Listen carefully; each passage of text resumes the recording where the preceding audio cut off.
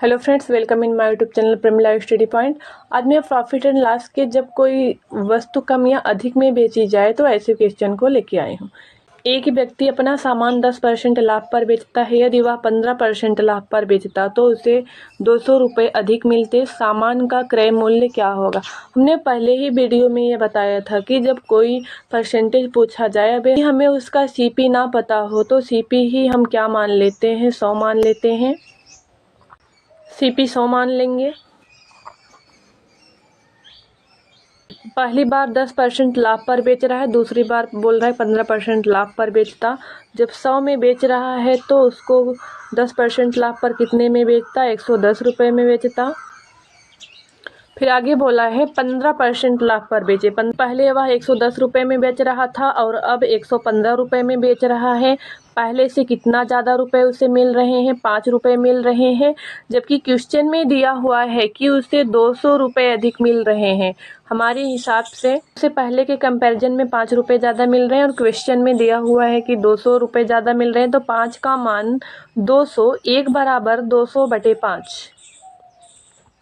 और पूछा क्या है? क्रय मूल्य पूछा है। क्रय मूल्य कितना है? 100 है, तो हम 100 का गुणा कर देंगे। 1 का मान 200/5 मिला है, तो 100 का मान क्या होगा? जब हम उसमें 100 का गुणा कर देंगे तो 100 का मान निकल के आएगा। 100 का मान क्या है? सीपी है। सीपी जब इसको आप कट करोगे तो यहाँ पे आप देखिए ये कट जाएगा, तो यहाँ पे 40 आएगा। जब 40 का 100 में गुणा करोगे तो जो उसका सीपी आएगा वह सीपी 4000 रुपये आएगा। कोई क्वेश्चन हमें परसेंटेज पता हो, लाभ हानि दिया हुआ, तो सबसे पहले हम सीपी को 100 मानते हैं। फिर पहले बोला 10% लाभ पर, दूसरी बार बोला 15% लाभ पर।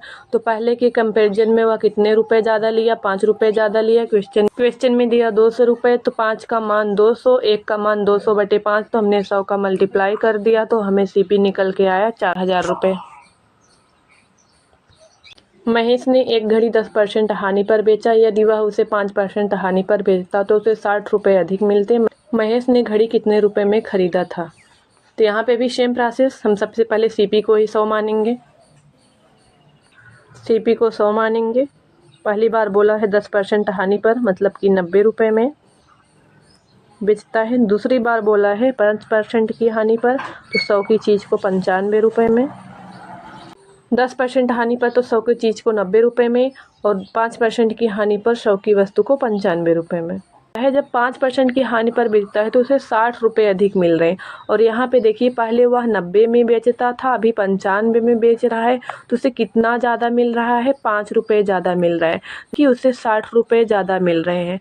5 बराबर 60, तो 1 बराबर कितना? 60/5। तो क्वेश्चन में क्या पूछा है? महेश ने घड़ी कितने रुपए में खरीदी थी? यहाँ पे भी सीपी पूछ रहा है, तो सीपी हमने माना क्या है? 100 रुपये माना है। तो यहाँ पे भी जब आप कट करोगे इसको, जब इसको हम सॉल्व करेंगे, 60 को आप 5 से कट करोगे तो यहाँ पे जो आएगा 12 रुपये आएगा। 12 का 100 में मल्टीप्लाई करोगे तो 1200 रुपये आएगा। घड़ी का सीपी कितना था? 1200 रुपये था। 10% की हानि पर पहले सीपी हमने 100 माना, 10% की हानि पर तो वह 90 हो गया। फिर 5% की हानि पर 100 में से हमने 5% कम किया, 5% 100 का जो होता है 5 होता है, तो वह 95 आया।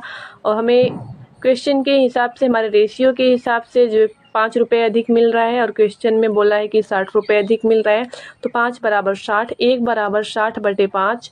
तो जब हमने इसे कट किया तो 12 आया। हमें सीपी चाहिए, हमने सीपी 100 माना है, तो 100 का हमने मल्टीप्लाई किया, तो उसका जो सीपी आया वो 1200 रुपये आया।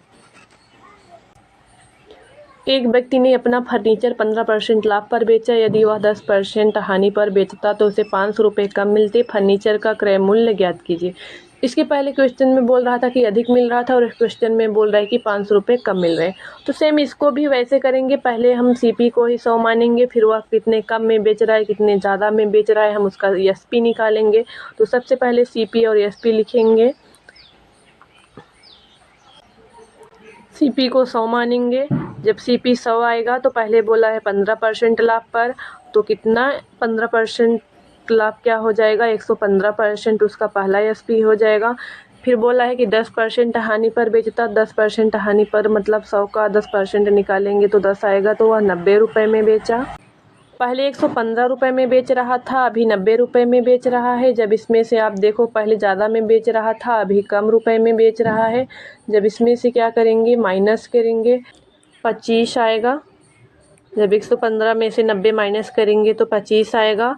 और 25 बराबर कितना, 500 रुपये दिया हुआ है, मतलब कितने रुपए कम मिल रहा है, 25 रुपये कम मिल रहा है। क्वेश्चन में क्या बोला है कि 500 रुपये कम मिल रहा है, तो 25 बराबर 500, 1 बराबर 500 बटे 25।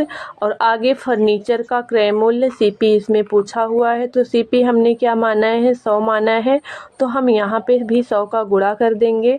जब गुणा हम इसलिए कर रहे हैं कि सीपी हमने 100 माना है और सीपी ही क्वेश्चन में क्रय मूल्य ही पूछा गया है।